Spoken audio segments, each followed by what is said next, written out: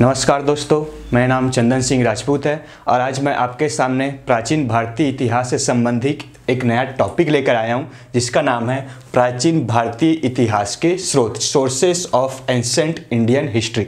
अगर हम स्रोत की बात करें तो इतिहास को समझने के लिए पहले हमें समझना पड़ेगा कि इतिहास को किस आधार पर लिखा वह समझा जाता है। तो अगर हम इसके स्रोत की बात करें तो स्रोत के आधार पर ही इतिहास को क्रमबद्ध तरीके से जमाया गया है। और अगर हम इस स्रोत के क्रमबद्ध तरीकों की बात करें तो हम देखते हैं कि भारतीय इतिहास में जो 600 ईसा पूर्व से पहले का जो काल है, उसमें जो हमें भारतीय इतिहास के स्रोत है वो बहुत ही सीमित मात्रा में प्राप्त होते हैं, परंतु जो हमें 600 ईसा पूर्व के बाद के जो काल है उनके हमें स्रोत पर्याप्त मात्रा में प्राप्त होते हैं, जिससे हमें उसे क्रमबद्ध जमाने में सुविधा प्राप्त होती है। अब अगर हम इसको क्रमबद्ध जमाने की बात करें तो प्राचीन भारतीय इतिहास में ऐसे इतने आधुनिक इतिहासकार नहीं आए थे जो इसको शुरुआत से ही क्रमबद्ध तरीके से जमा सके। जैसे हम देखते हैं तो यूनानी इतिहासकार में एक इतिहासकार आए थे जिनका नाम था हेरोडोटस, जिन्हें फादर ऑफ हिस्ट्री कहा जाता है। ठीक है, मतलब इतिहास के जनक हेरोडोटस को कहा जाता है। तो उन्होंने, जो यूनान के इतिहासकार थे, इसके अलावा एक तुर्की इतिहासकार थे जिनका नाम था अल-बरूनी। तो इनको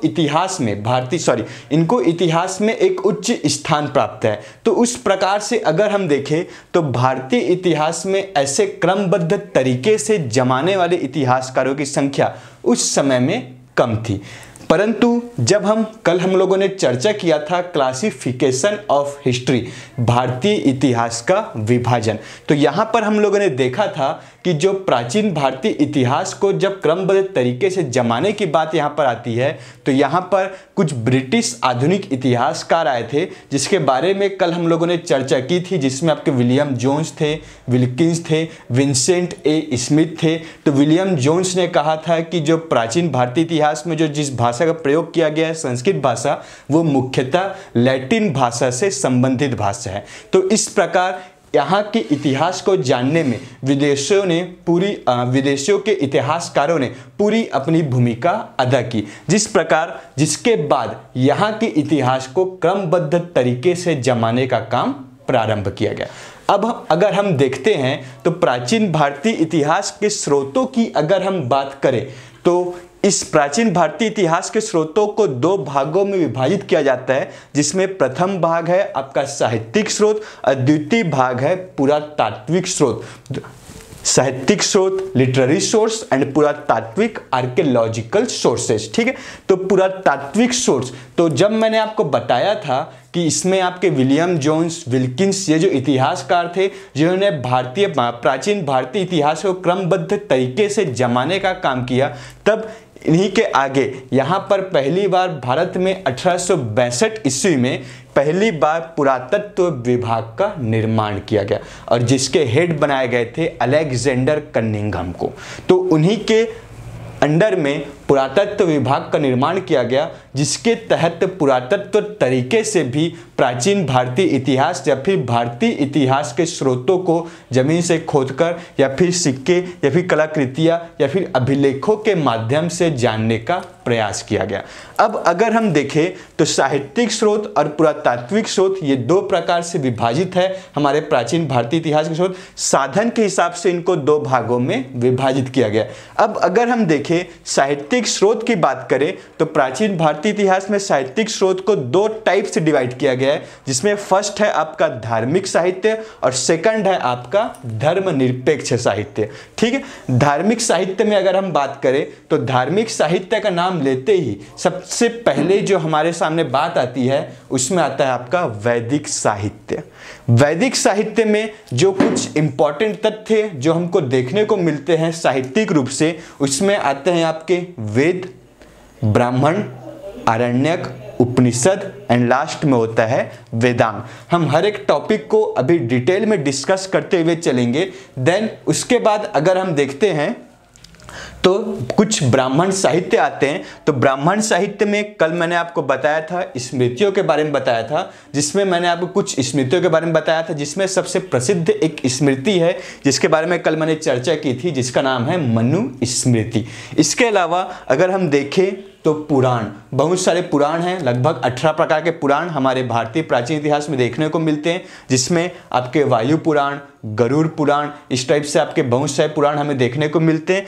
पुराणों से कई बार एग्जाम में क्वेश्चन किया गया है। इसके अलावा महाकाव्य, महाकाव्य का नाम सुनते ही दो सबसे इंपॉर्टेंट महाकाव्य हमारे सामने आते हैं जो हम बचपन से सुनते हुए आ रहे हैं, जिसमें सबसे पहला नाम है रामायण और दूसरा जो नाम है वो है महाभारत। ठीक है, तो इस प्रकार से तो ये रामायण और महाभारत, इस दोनों से भी हमें उस काल की सामाजिक, आर्थिक और राजनीतिक स्थिति के बारे में जानने का मौका मिलता है। जैसे कि हम वैदिक साहित्य में वेदों की बात करें तो हमारे पास 4 प्रकार के वेद हैं, जिसमें है आपका ऋग्वेद, सामवेद, अथर्ववेद, यजुर्वेद। ठीक है, अगर हम सीक्वेंस से बात करें तो ऋग्वेद, सामवेद, यजुर्वेद और अथर्ववेद, ये 4 प्रकार के वेद हैं। इन वेदों से हमें वैदिक काल के, चाहे आप उसको 2 भाग में डिवाइड करते हैं तो 2 पार्ट में आपका होता है ऋग वैदिक काल या फिर प्री वैदिक पीरियड एंड पोस्ट वैदिक पीरियड, उत्तर वैदिक काल। तो इन दोनों कालों के बारे में हमें वैदिक साहित्य से प्रमाण प्राप्त होते हैं। ठीक है, इसके अलावा 600 ईसा पूर्व महाजनपद काल के बाद हमारे यहाँ धार्मिक आंदोलन प्रारंभ होता है। तो इस धार्मिक आंदोलन में 2 नए धर्म सामने आते हैं जो बहुत फेमस होते हैं, जिसमें 2 नए व्यक्तियों का नाम सामने आता है, जिसमें सबसे पहले प्रसिद्ध थे गौतम बुद्ध और दूसरे थे महावीर जैन। इसके अलावा जैन धर्म की बात करें तो 24 तीर्थंकर इसमें आए हुए थे, जिसमें 24वें नंबर के तीर्थंकर थे महावीर जैन, जिन्होंने जैन साहित्य का निर्माण किया और जैन धर्म को बहुत आगे बढ़ाया। ठीक है, वैसे अगर गौतम बुद्ध की बात करें तो उन्होंने भी बौद्ध धर्म को बहुत ज्यादा प्रचार प्रसार किया और ये उस समय के धार्मिक आंदोलन के रूप में जाने जाते हैं। ठीक है, बौद्ध साहित्य में बात करें तो बौद्ध साहित्य में जो सबसे इंपॉर्टेंट हमको सोर्स प्राप्त होता है वो है त्रिपिटक। त्रिपिटक कहने का मतलब ये है कि यहाँ पर हमको 3 पिटक देखने को मिलते हैं, सुत्त पिटक, विनय पिटक एंड अभिधम्म पिटक। ठीक है, इसके अलावा जातक कथाएं, इन जातक कथाओं में गौतम बुद्ध के 549 बार जन्मों का उल्लेख किया गया है। उसी प्रकार अगर हम देखते हैं तो हम अगर जैन साहित्य की बात करें तो यहाँ पर जैन साहित्य में हम देखते हैं तो जैन साहित्य में हमें इसके कुछ साहित्य मिलते हैं, जिसमें आगम, पूर्व जिनकी संख्या 14 है एंड 14 एंड अगर हम अंग की बात करें तो अंग जिसकी संख्या 12 है। ठीक है, इसके अलावा ये धार्मिक साहित्य थे जो हमारे धर्म से रिलेटेड हैं। ठीक है, इसके अलावा कुछ हमारे धर्म निरपेक्ष सेकुलर आपके लिटरेचर हैं जिसके बारे में, जिससे भी हमें इतिहास के प्रमाणों की जानकारी प्राप्त होती है। अब इस धर्मनिरपेक्ष साहित्य में देखें तो सबसे इंपॉर्टेंट आता है विदेशियों के विवरण। कुछ विदेशी भारत में आए हुए थे, जैसे अपन अगर बात करें तो एक यूनानी इतिहासकार जिनका नाम था मेगस्थनीज और जिनकी एक रचना थी इंडिका।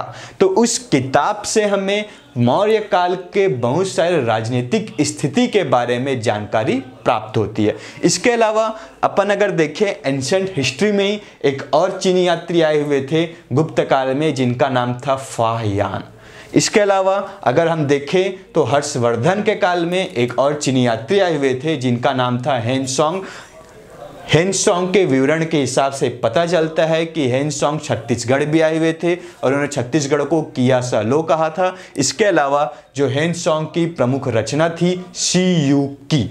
तो इन सब से हमें इस समय की आर्थिक स्थिति, सामाजिक स्थिति या राजनीतिक स्थिति या फिर भारत की स्थिति के बारे में हमें जानकारी प्राप्त होती है। इसके अलावा अगर हम जीवन चरित्र की बात करें तो बहुत सारे शासक ऐसे हुए हैं जिन्होंने अपने स्वयं की रचना की है या फिर उनके समय में रहने वाले कवियों या लेखक ने उनके बारे में जीवनी लिखी है, जिनमें कुछ प्रमुख है हर्षचरित, पृथ्वीराज रासो, राज तरंगणी।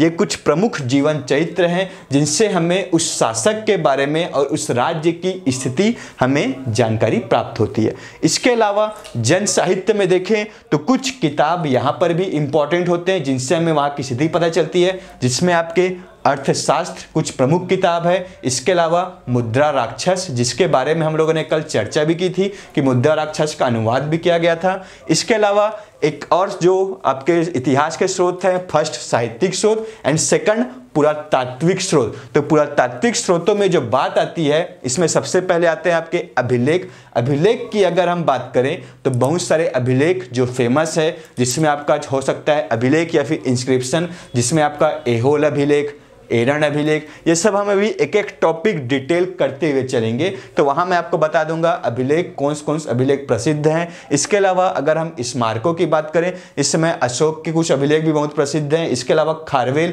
का हाथी गुम्फा अभिलेख, वो भी बहुत फेमस है। इसके अलावा सिक्कों में क्या किया गया कि सिक्कों से भी हमें उस समय की स्थिति और काल क्रम को जानने में सुविधा प्राप्त होती है। जैसे अगर हम आज देखें तो आज हमारे सिक्कों में, अगर हम अभी की बात करें तो आज हमारे सिक्कों में सन, मतलब बोलना चाहिए तो सन का वर्णन है। आपके सिक्के के नीचे तारीख लिखी होती है, सन 2011, 2012, 2015। इससे ये पता चलता है कि ये सिक्के कब इशू या निर्गमित किए गए थे। उसी प्रकार प्रमुख शासक है जिन्होंने अपने कालक्रम में सिक्के जारी किए, जिससे पता चलता है कि ये सिक्के कौन से शासक के हैं और किस काल के हैं।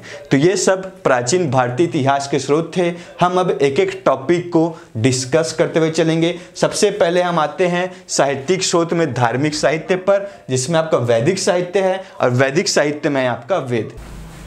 दोस्तों हम धार्मिक साहित्य के बारे में चर्चा कर रहे थे। तो धार्मिक साहित्य को मैंने आपको बताया था साहित्यिक साहित्य साहित्यिक स्रोतों का एक भाग है, जिसमें धार्मिक साहित्य आपके वैदिक साहित्य पर डिपेंड करता है। धार्मिक साहित्य का एक भाग वैदिक साहित्य है और इस वैदिक साहित्य में सबसे इंपॉर्टेंट सोर्स, जो सबसे इंपॉर्टेंट स्रोत हमको मिलते हैं, जिसके आधार पर इसे वैदिक साहित्य कहा गया है, वो है आपके वेद। तो इस वेद के संकलन कर्ता माना गया है महर्षि कृष्ण द्वैपायन वेद व्यास जी को, जिन्होंने इन चारों वेद को संकलन किया है। ठीक है, इसके अलावा अगर हम देखते हैं तो वेद को चार भाग, हमें चार वेद मिलते हैं, जिसमें सबसे पहले आपका ऋग्वेद, सामवेद, यजुर्वेद एंड अथर्ववेद, जिसमें सबसे प्राचीन वेद है ऋग्वेद। इसी ऋग्वेद के नाम पे एक काल भी कहा जाता है ऋग्वैदिक काल, जो हमारे वैदिक काल का एक भाग है ऋग्वैदिक काल, और दूसरा भाग है उत्तर वैदिक काल, ऋग्वैदिक काल या पूर्व वैदिक काल और उत्तर वैदिक काल। तो उत्तर वैदिक काल में जो तीन वेदों की रचना हुई थी वो थी सामवेद, यजुर्वेद और अथर्ववेद, और ऋग्वैदिक काल में जिस वेद की रचना हुई थी वो था आपका ऋग्वेद। तो यहाँ पर हम ऋग्वेद को डिस्कस करते हुए चलते हैं, ऋग्वेद के बारे में कुछ जानने की कोशिश करते हैं। तो ऋग्वेद जो है वो आपके धार्मिक साहित्य या फिर प्राचीन भारतीय साहित्य का सबसे प्राचीनतम ग्रंथ है। अगर हम बात करें ग्रंथ के बारे में तो ऋग्वेद से हमें उस समय की ऋग्वैदिक काल की सामाजिक, आर्थिक, राजनैतिक या कुछ ऐतिहासिक घटनाओं के बारे में जानकारी प्राप्त होती है। जिसमें अगर हम देखें तो ऋग्वेद क्या है, ऋग्वेद जिसकी उत्पत्ति ऋग शब्द से हुई है। ऋग का अर्थ होता है छंदों का विवरण, मतलब जिसमें छंदों का संग्रह होता है उसे ऋग कहा जाता है। ठीक है, तो इसमें बहुत सारे मंत्रों का संग्रह है, इसलिए इसे मंत्रों का संहिता कहा जाता है। ठीक है, तो इस मंत्रों की संहिता की अगर हम बात करें तो इस मंत्रों का उपयोग जो किया जाता था वो यज्ञों के अवसर पर देवताओं की स्तुति करने के लिए इन मंत्रों का प्रयोग किया जाता था, ताकि इन मंत्रों के माध्यम से हम यज्ञ कर सके और उससे देवताओं की स्मृति को किया जा सके। और इस स्मृति करने वाले या फिर इस ऋग्वेद में इस मंत्रों को पढ़ने वाले ऋषियों को कहा जाता था होत्री ऋषि। तो ये कई बार आपके कॉम्पिटिटिव एग्जाम में पूछा जाता है कि ऋग्वेद के उच्चारणकर्ता किसे कहा जाता है, तो होत्री ऋग्वेद के उच्चारणकर्ता या फिर ऋग्वेद के मंत्रों को पढ़ने वाले ऋषि कहलाते हैं। ठीक है, इसके अलावा अगर हम देखें तो ऋग्वेद एक पूर्णतः छंद काव्य से निर्धारित छंद काव्य में बटा हुआ है, जिसमें पूर्णतः पद्य काव्य है। ठीक है, मतलब ये गद्यात्मक रूप में नहीं है, सिर्फ पद्यात्मक रूप में। इसके अलावा अगर हम बात करें तो ऋग्वेद में 10 मंडल, 85 अनुवाक, 1028 सूक्त और 10,552 मंत्र हैं। अगर हम इस सूक्तों की बात करें तो ये 1028 सूक्त, जिसमें 1017 सूक्त पहले थे और बाद में 11 सूक्तों को जोड़ा गया। ठीक है, इसके अलावा 10 मंडल की अगर हम बात करें तो आगे हम इसके बारे में डिस्कस करेंगे कि 10 मंडल में से कौन से मंडल ज़्यादा इंपॉर्टेंट है और किन मंडलों को बाद में जोड़ा गया। मतलब क्या है कि ऋग्वेद एक बार में रचित नहीं है, इसे समय के साथ साथ परिवर्तित करके इसमें कुछ चीज़ें ऐड की गई है। ठीक है, जैसे अगर हम बात करें 10 मंडल की तो प्रारंभ में इसमें 10 मंडल नहीं थे, जिसमें इसके सबसे नवीन मंडल 10वें मंडल को माना जाता है। ठीक है, तो 2 से 7 मंडल इसमें माने जाते हैं कि 2 से जो 7 नंबर तक के मंडल हैं वो पूर्णतः क्या बोलना चाहिए प्रमाणित हैं, परंतु बाकी के मंडल को जाली माना गया। ठीक है, उसमें पूर्ण प्रमाण अभी तक नहीं बताया गया। ठीक है, इसके अलावा अगर हम देखते हैं तो ऋग्वेद आपकी 5 शाखाओं में विभाजित है और ये 5 शाखाएं हैं साकल, वाकल, अश्वलायन, संखायन एंड मांडक्य। इसके अलावा अगर हम देखें तो ऋग्वेद से मैंने आपको बताया कि ऋग्वेद से हमें देवताओं की स्तुति के बारे में पता चलता है, लेकिन इसके अलावा इससे हमें कुछ ऐतिहासिक घटनाक्रम की जानकारी भी प्राप्त होती है। अगर हम इस ऐतिहासिक घटनाक्रम की जानकारी की बात करें तो इसमें सबसे इंपॉर्टेंट एक युद्ध के बारे में हमें जानकारी प्राप्त होती है जिसे कहा जाता है 10 राज युद्ध। तो ये 10 राज युद्ध आर्यकाल का एक बहुत महत्वपूर्ण युद्ध है जिसमें 2 महत्वपूर्ण कबीले पुरु और भरत जन समुदाय। ठीक है, मतलब जन क्या होता है कि आपका जो ऋग्वैदिक काल है वो उस समय अलग अलग कबीलों में विभाजित था, उन कबीलों को जन कहा जाता था। तो यहाँ पर 2 मुख्य हैं, पुरु कबीला और भरत कबीला। ठीक है, 10 राज युद्ध कहने के पीछे जो रीजन है क्योंकि इस भरत कबीले के खिलाफ 10 आपके अलग अलग कबीलों ने मिलकर आक्रमण किया था, इसलिए इसे 10 राज युद्ध कहा जाता है। वो 10 कबीले कौन थे, जब मैं आपको ऋग्वैदिक काल बताऊंगा तो वहां पे हम इसके बारे में डिस्कस करेंगे। ठीक है, इसके अलावा अगर हम देखें तो युद्ध का जो कारण था तो पुरु कबीले के जो आपके पुरोहित थे उनका नाम था विश्वामित्र और भरत कबीले के जो पुरोहित थे उनका नाम था वशिष्ठ। तो इस युद्ध के अलग अलग कारण बताए जाते हैं। ठीक है, तो इस युद्ध में एक बात ध्यान रखना, इस समय जो भरत कबीले के जो राजा थे उनका नाम था राजा सुदास। ठीक है, तो यहां पर इस 10 राज युद्ध में जीत हुई थी भरत कबीले की और जीत होने के बाद ये भरत कबीला बहुत अधिक फेमस हो गया था, अभी प्रसिद्ध हो गया था। ठीक है, इसके अलावा तो ये हमें क्या है 10 राज युद्ध की जानकारी हमें कहां से प्राप्त हो रही है, ऋग्वेद से प्राप्त हो रही है। इसलिए ऋग्वेद में ऐतिहासिक घटनाओं की जानकारी भी हमें मिलती है। इसके अलावा अगर हम बात करें तो जो उस समय के जो इतिहासकार थे उन्होंने कभी भी इतिहास को एक अलग विषय मानकर अलग से संबोधित नहीं किया। वो हमेशा इसको धर्म से, साहित्य से, अर्थशास्त्र से या फिर अपने अलग अलग विषयों से जोड़कर हमेशा प्रस्तुत करते थे। तब यहाँ पर पहली बार जब तुर्की आक्रमण हुआ था तो यहाँ पर एक इतिहासकार आए हुए थे जिनका नाम था अल बरूनी। तो अल बरूनी के आने के बाद इतिहास को एक अलग विषय के रूप में मान्यता प्राप्त हुई। इसलिए हमें क्या है कि एंशिएंट हिस्ट्री के कुछ टॉपिक हमें हमेशा भ्रामक में दिखाई देते हैं क्योंकि यहाँ से हमें क्या होता है कि उन्हें अलग अलग किताबों से अलग अलग निकाला जाता है। ठीक है, इसके अलावा अगर हम देखते हैं तो ऋग्वेद, मैंने आपको बताया था कि ऋग्वेद क्या है आपके 10 मंडलों में विभाजित है। तो 10वें मंडल में पहली बार यहाँ पर ऋग्वेद में दासों का उल्लेख किया गया है। ठीक है, अगर हम देखें तो ऋग्वैदिक काल में आपकी वर्ण व्यवस्था बहुत ज्यादा प्रसिद्ध थी जिसमें 4 प्रकार के वर्ण पाए गए थे, जिसमें 4 प्रकार के वर्ण होते थे। सबसे पहले ब्राह्मण, क्षत्रिय, वैश्य एंड शूद्र। तो पहली बार शूद्रों का उल्लेख ऋग्वेद में किया गया था। तो ऋग्वेद के 10वें मंडल में शूद्रों का उल्लेख किया गया था जिसे पुरुष सूक्त के नाम से जाना जाता है। ठीक है, इसके अलावा ऋग्वेद से ही हमें गायत्री मंत्र की जानकारी प्राप्त होती है। मतलब गायत्री मंत्र इसका जो लेखा जो मतलब इसके जो हमें सोर्स प्राप्त होते हैं वो हमें ऋग्वेद से ही प्राप्त होते हैं। ठीक है, इसके बाद हम नेक्स्ट वेद की ओर आगे बढ़ते हैं, सामवेद।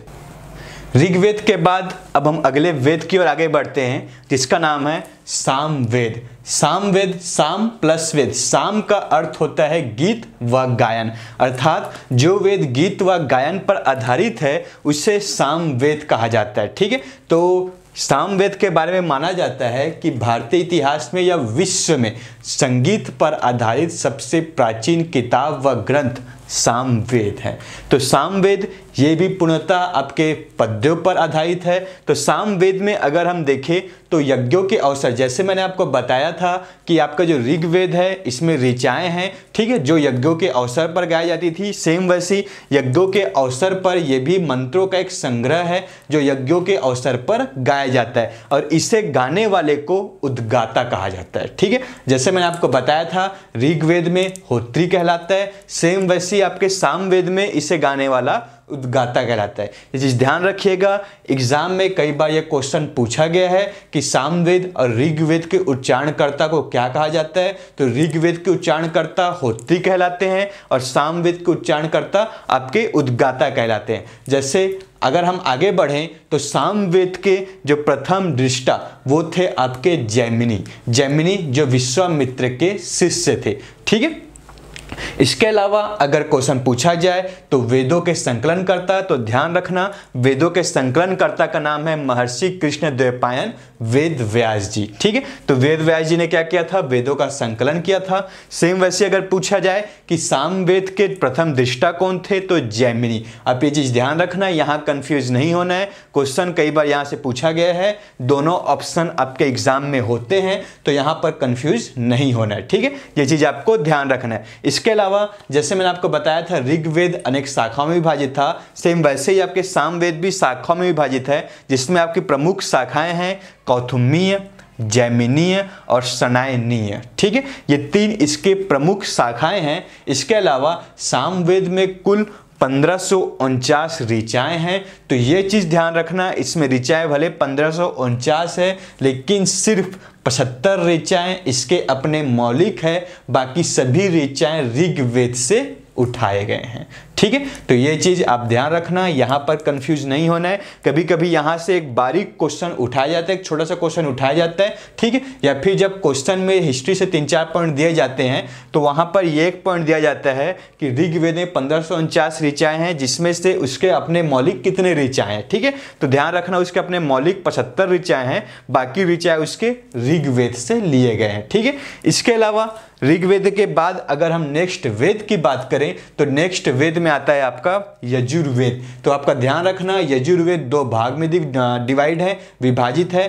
पहला शुक्ल यजुर्वेद और दूसरा है आपका कृष्ण यजुर्वेद। तो यहाँ पे आपको जो यजुर्वेद है वो आपके गद्य और पद्य दोनों शाखाओं में हमको प्राप्त होते हैं। इसके अलावा अगर हम देखें तो यजुर्वेद ये पूर्णतः एक पद्यात्मक वेद था, बट अगर हम यजुर्वेद की बात करें तो ये गद्य और पद्य दोनों रूप में हमको प्राप्त होते हैं। जैसे मैंने आपको बताया कि ऋग्वेद के उच्चारणकर्ता होत्री कहलाता है, सेम वैसी सामवेद के उच्चारणकर्ता उद्गाता कहलाता है या फिर उद्गाता ऋषियों के द्वारा इसे गाया जाता है। सेम वैसी यजुर्वेद के उच्चारणकर्ता को होता कहा जाता है। ठीक है, तो ये चीज आपको ध्यान रखना है, यहां से क्वेश्चन कई बार एग्जाम में उठाया गया है, तो यहां पे कंफ्यूज नहीं होना है। ठीक है, हर एक का अपने अलग अलग हर एक के अपने अलग अलग उच्चारण करता है, तो ये आपको ध्यान रखना है कि वेदों के हिसाब से उनके उच्चारणकर्ता कौन है। कभी कभी क्वेश्चन का लेवल बढ़ाने के लिए यहाँ पर वेद के नाम और उसके उच्चारणकर्ता के नाम दिए जाते हैं और इनको जोड़ी मिलाने का क्वेश्चन दिया जाता है। ठीक है,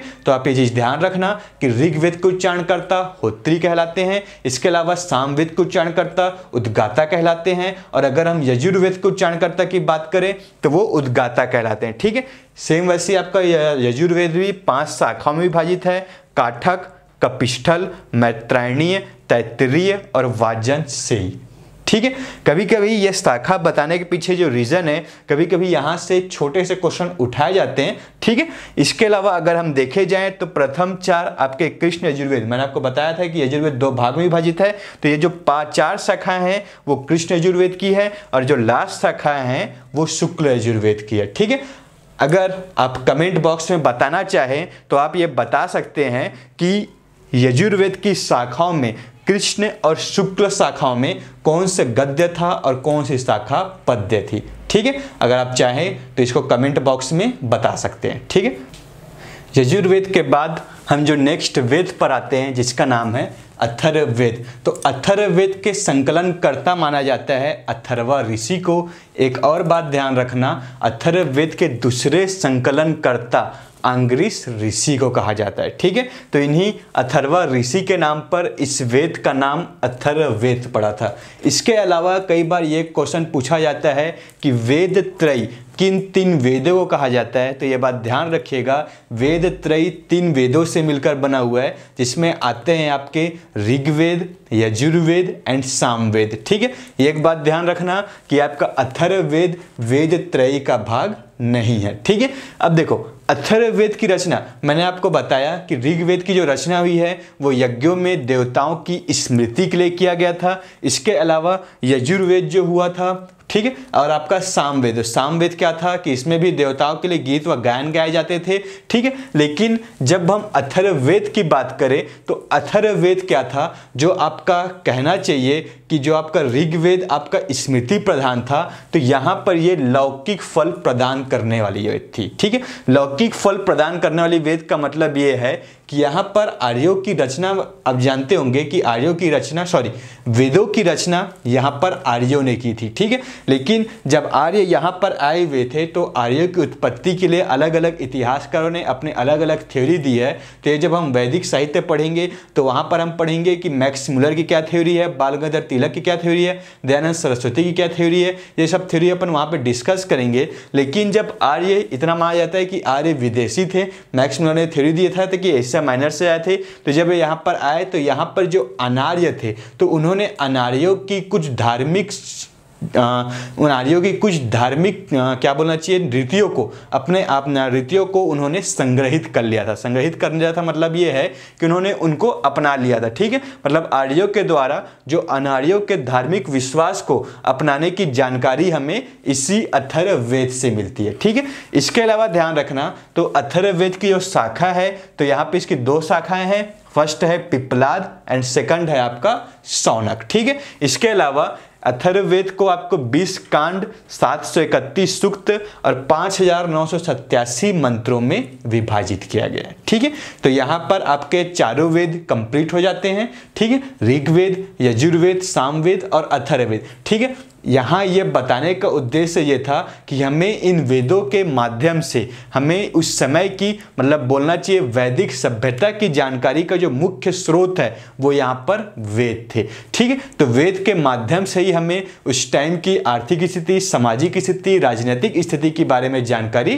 प्राप्त होती है। ठीक है, इसके अलावा मैंने आपको बताया था कि ब्राह्मण साहित्य में दूसरा भाग जो आता है वो आपका ब्राह्मण ग्रंथ का है। ठीक है, तो आपका ब्राह्मण ग्रंथ की रचना क्यों की गई थी, तो इसके पीछे जो उद्देश्य था मैंने आपको बताया कि ऋग्वेद यहाँ पर क्या है, एक पूर्णतः स्मृति प्रधान वेद है। ठीक है, मतलब यहाँ पर यज्ञ को कंप्लीट करने के लिए या फिर अपनी मांगों को पूरा करने के लिए यहाँ पर यज्ञ कराए जाते थे और फिर यज्ञ में देवताओं की स्मृति की जाती थी। ठीक है, लेकिन जब स्मृति की बात यहां पर आती है तो यहां पर वेदों को लेकर बहुत सारे कर्म कांड यहां पर आगे आ चुके थे। तो इसी कर्म कांड को यहां पर ठीक तरीके से पेश करने के लिए जो नए ग्रंथ की रचना की गई वो था आपका ब्राह्मण ग्रंथ। ठीक है, तो आपका जो ब्राह्मण ग्रंथ यहां पर लिखा हुआ है यज्ञीय विधानों की जटिलता को दूर करने के लिए, ठीक है, यहां पर ब्राह्मण ग्रंथ की रचना की गई थी। ठीक है, तो अगर ब्राह्मण ग्रंथ की बात करें तो कुछ वेद हैं, 4 वेद हैं जिनके कुछ अपने ब्राह्मण ग्रंथ है। ये एक बात ध्यान रखना कि वेद आपके स्मृति प्रधान है और ब्राह्मण ग्रंथ आपकी विधि प्रधान है। ठीक है, इसके अलावा अगर हम देखें तो ऋग्वेद के जो ब्राह्मण ग्रंथ है ऐतरेय, कौशितकी, सामवेद के जो ब्राह्मण ग्रंथ है पंचवीस, षड्वीस, जैमिनी, ये कई बार एग्जाम में पूछा गया है। ठीक है, वेद और उनके ब्राह्मण ग्रंथ कई बार सही जोड़ी मिलाइए करके भी क्वेश्चन पूछा जाता है। ठीक है, यजुर्वेद की जो बात करें तो तैत्तिरीय, शतपथ और अथर्ववेद की बात करें तो इसका जो ब्राह्मण ग्रंथ है उसका नाम है गोपथ। ठीक है, तो यहाँ पे ब्राह्मण ग्रंथ की रचना क्यों की गई, इस रचना के पीछे क्या उद्देश्य था वो मैंने आपको बता दिया है। ठीक है, कि यहाँ पर कर्मकांड अधिक ज़्यादा विकसित हो चुके थे, तो जिसको क्या बोलना चाहिए ठीक तरीके से परिभाषित करने के लिए कि स्तुति का और इन मंत्रों का क्या उद्देश्य है, यहाँ पर ब्राह्मण ग्रंथ की रचना की गई थी। इसके अलावा अगर हम बात करें तो यहाँ पर आरण्यक ग्रंथ भी आते हैं, ठीक है। आरण्यक आपका अगला पार्ट है आपके साहित्यिक स्रोतों में वैदिक साहित्य का, ठीक है। तो आरण्यक नाम से स्पष्ट है, आरण्य मतलब जिसकी रचना वनों या जंगलों में की गई है, ठीक है। पहले टाइम के ऋषि मुनि जो होते थे, प्राचीन काल के जो ऋषि मुनि थे, वो जंगलों में ही निवास करते थे और जंगलों से ही वो स्मृतियों के रूप में ज्ञान धीरे धीरे पीढ़ी दर पीढ़ी आगे बढ़ाया जाता था, ठीक है। क्योंकि यहाँ पर उस समय लिखने की व्यवस्था वहाँ पर प्रारंभ नहीं हुई थी, तो सिर्फ श्रुति के द्वारा ही यहाँ पर ज्ञान एक पीढ़ी से दूसरी पीढ़ी तक आगे बढ़ रहा था, ठीक है।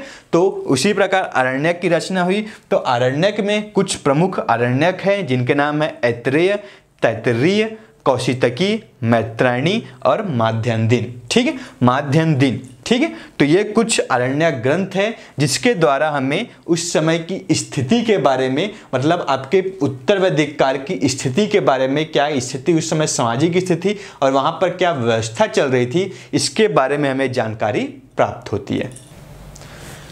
दोस्तों हम लोगों ने आपका वेद कंप्लीट कर लिया। वेद कंप्लीट होने के बाद ब्राह्मण ग्रंथ, उपनिषद, ठीक है। नेक्स्ट अपना आता है उपनिषद। उपनिषद का अर्थ होता है उप प्लस निषद, उप धन निषद, अर्थात समीप में बैठाकर ज्ञान देना, ठीक है। मतलब पास में बैठाकर ज्ञान देने वाले को समीप बैठाकर ज्ञान देना ही उपनिषद कहलाता था। तो उपनिषदों, ठीक है। उपनिषद की जो टोटल संख्या थी वो 108 थी, 108 है। तो इसकी जानकारी हमें मुंडकोपनिषद से मिलती है, परंतु कुल 12 उपनिषद को प्रमाणिक व प्राचीन माना गया है, ठीक है। ध्यान रखना 108 उपनिषद की जानकारी हमें कहाँ से मिलती है, तो मुंडकोपनिषद से हमें 108 उपनिषदों की जानकारी मिलती है। इसके अलावा जो प्रमाणिक उपनिषद है वो 12 हैं, जिसमें है आपके ईश, केन, कट, प्रश्न, मुंडक, मांडुक्य, तैत्तिरीय, ऐतरेय, छांदोग्य, बृहदारण्यक, श्वेतांबर और कौशितकी, ठीक है। ये कुछ प्रमुख आरण्य स्मृति उपनिषद है जिस पे क्वेश्चन पूछे जाते हैं। इसके अलावा अगर हम वेदांग की बात करें तो वेदों के अंतिम भाग को वेदांग कहा जाता है, ठीक है। ये एक बात आप ध्यान रखना, उपनिषद को वेदांत कहा जाता है। वेदांत और वेदांग इन दोनों में बहुत डिफरेंस है। वेदांग वेद का अंग, इसलिए इसे कहा जाता है वेदांग। तो टोटल 6 प्रकार के वेदांग हैं, छंद, शिक्षा, कल्प, व्याकरण, निरुक्त एंड ज्योतिष। ये कुल 6 प्रकार के वेदांग है जिससे हमें जानकारी प्राप्त होती है, ठीक है। इसके अलावा अगर हम देखें तो ब्राह्मण साहित्य में पुराण से भी हमें उस समय की कोई क्या था कि पुराण की जो रचना हुई थी वो 4वीं-5वीं शताब्दी में की गई थी। तो इस समय के शासक की वंशावली हमें पुराणों से प्राप्त होती है। तो उस वंशावली से शासकों की स्थिति हमें पुराणों में लिखित मिलती है, ठीक है। इसलिए आपके ऐतिहासिक रूप से पुराण की जानकारी महत्वपूर्ण होती है। तो कुल आपके 18 पुराण हैं, जिसमें आपके वायु पुराण, गरुड़ पुराण, अग्नि पुराण, ये सब पुराण महत्वपूर्ण है, ठीक है। इसके अलावा इस पुराणों के संकलनकर्ता महर्षि लोमहर्ष व उग्र सवा को माना जाता है, ठीक है। नेक्स्ट अगर हम बात करें तो स्मृतियों के बारे में हमने कल भी चर्चा की थी, ठीक है, कि कैसे स्मृतियों के आधार पर नियम बनाए गए थे। तो स्मृतियां, इसमें सबसे सर्वाधिक प्राचीन और जो प्रसिद्ध स्मृति है वो आपकी मनुस्मृति है, ठीक है। इसके अलावा टोटल कुछ 36 प्रकार की स्मृतियां मानी जाती है। सबसे प्राचीन मनुस्मृति, इसके अलावा याज्ञवल्क्य स्मृति। ध्यान रखना एकलौती विष्णु स्मृति है जो आपके गद्य रूप में है, बाकी सभी पद्य रूप में है, ठीक है। इसके अलावा महाकाव्य की अगर हम बात करें तो महाकाव्य में आपके 2 महाकाव्य आते हैं, एक रामायण और दूसरा महाभारत, ठीक है। रामायण जो आपके वाल्मीकि जी के द्वारा रचित है और आपके महाभारत जो वेद व्यास के द्वारा रचित है, ठीक है। तो रामायण से हमें क्या जानकारी मिलती है, तो रामायण से हमें रामायण काल की जानकारी प्राप्त होती है कि उस समय की आर्थिक स्थिति, सामाजिक स्थिति, ये सब की जानकारी हमें रामायण से प्राप्त होती है। तो अगर रामायण की बात करें तो रामायण आपके 7 कांडों में विभाजित है, ठीक है। तो इसके अलावा अगर हम महाभारत की बात करें तो महाभारत से भी हमें आपके महाभारत के द्वारा भी हमें उस काल की जानकारी प्राप्त होती है।